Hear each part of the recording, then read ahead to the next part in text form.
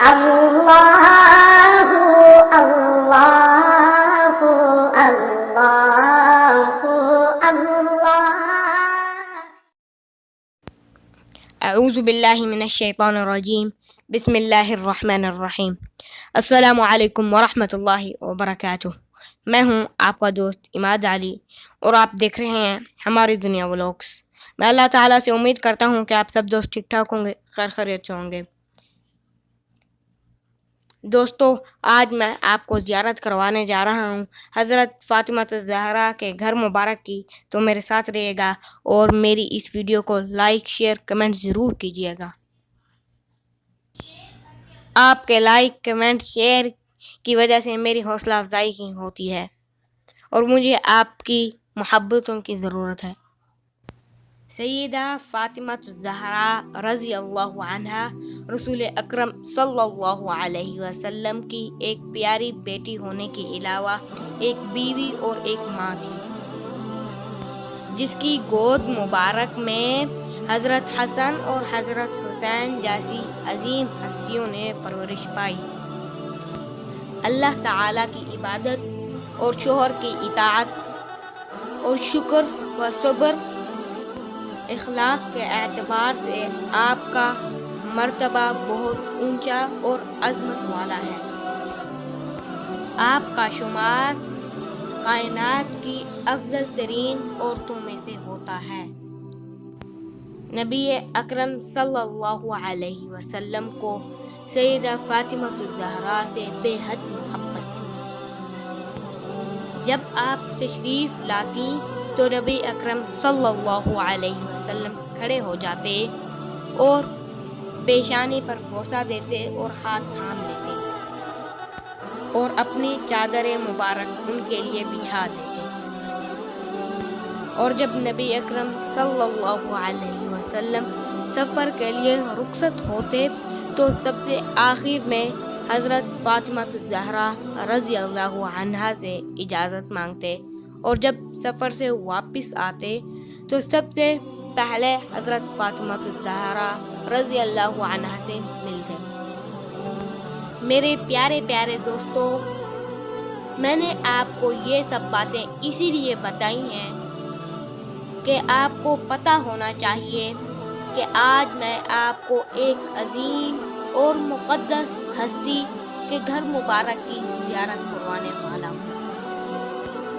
وہ ہستی کہ جن کے بارے میں زندگی میں ہی نبی اکرم صلی اللہ علیہ وسلم نے ان کو جنت کی خواتینوں کا سردار کہا. مگر اتنا بڑا رتبہ پانے کے باوجود اپنی زندگی میں اس قدر سادہ اور عاجزی تھی، یہ آپ کو ان کا گھر مبارک دیکھ کر پتہ چل جائے گا. میرے پیارے پیارے دوستو، اسی طرح کی اسلامی معلومات سننے کے لیے میرے یوٹیوب ہماری دنیا ولاگس کو سبسکرائب کریں اور میری ویڈیو کو اینڈ تک لازمی دیکھیں. میرے پیارے پیارے دوستو، اعلان نبوت کے 13 سال بعد نبی اکرم صلی اللہ علیہ وسلم نے صحابہ کرام علیہم الرضوان اجمعین کو ہجرت کرنے کی اجازت دے دی.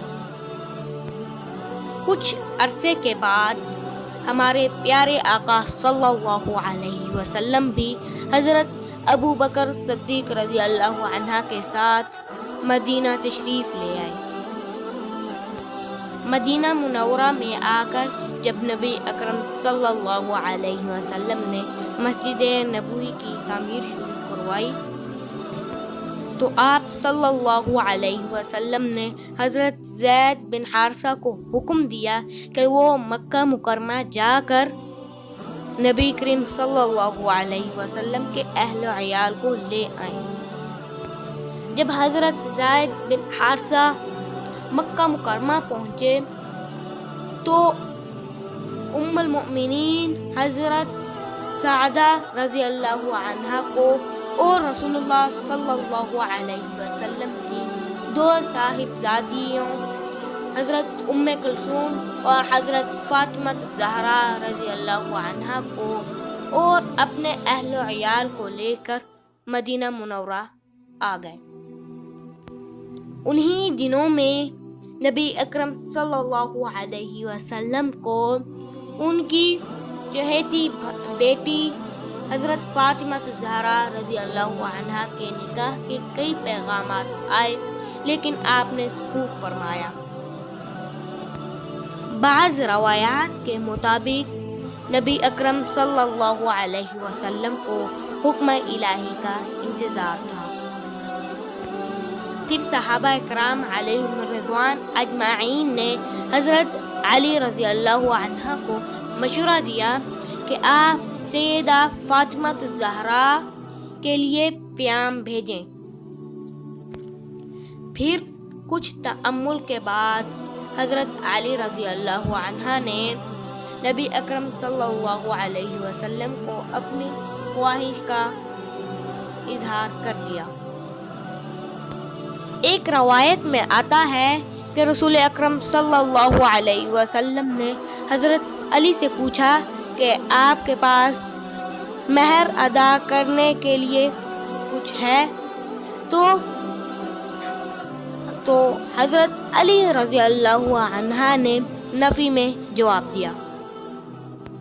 تو نبی اکرم صلی اللہ علیہ وسلم نے فرمایا کہ میں نے جو آپ کو زرہ دی تھی وہی مہر میں ادا کر دو۔ تو حضرت علی رضی اللہ عنہ نے نبی اکرم صلی اللہ علیہ وسلم کے ارشاد نبوی کے آگے سر تسلیم جھکا دیا۔ اس کے بعد آپ رضی اللہ عنہ بازار میں زرہ فروخت کرنے کے لیے گئے تو راستے میں حضرت عثمان غنی رضی اللہ عنہ تو انہوں نے آپ سے 480 درہم میں یہ زرہ خرید لی۔ پھر یہی زرہ آپ رضی اللہ عنہ کو بطور ہدیہ واپس کر دی۔ زرہ کی قیمت حضرت علی رضی اللہ عنہ نے آپ سرکار صلی اللہ علیہ وسلم کی خدمت میں پیش کی۔ اس پر نبی اکرم صلی اللہ علیہ وسلم نے فرمایا کہ اس قیمت میں سے 2/3 خوشبو وغیرہ پر خرچ کر دو اور اس میں سے 1/3 سامان شادی میں اور دیگر خانہ داری میں خرچ کر دو۔ اور پھر حضرت انس رضی اللہ عنہ کو حکم دیا کہ جاؤ حضرت ابو بکر، عمر اور عبد الرحمن بن اوس رضی اللہ عنہ کو بلا لاؤ اور دیگر نصارہ اور مہاجرین کو بلا لاؤ۔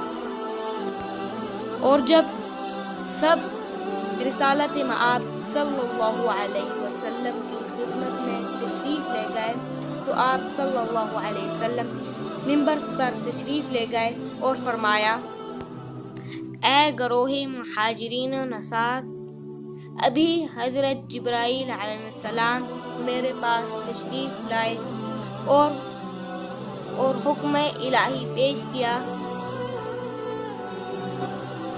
کہ بیت المعمور میں فاطمہ بنت محمد صلی اللہ علیہ وسلم کا نکاح اپنے بندہ خاص حضرت علی بن ابی طالب سے کروا دیا ہے۔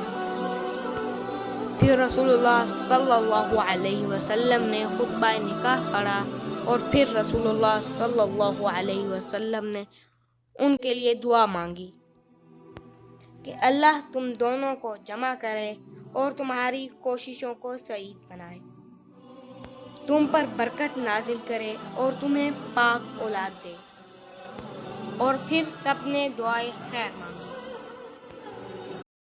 اور دوستو، اب میں آپ کو زیارت کروانے والا ہوں اس مقدس مقام کی جو کہ میں نے آپ کو ویڈیو کی شروع میں کہا تھا۔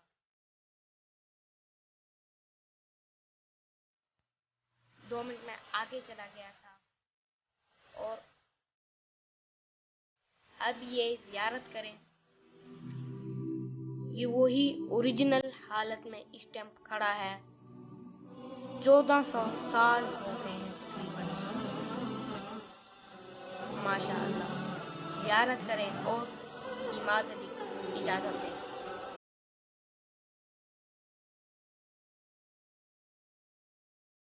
السلام علیکم ورحمۃ اللہ وبرکاتہ.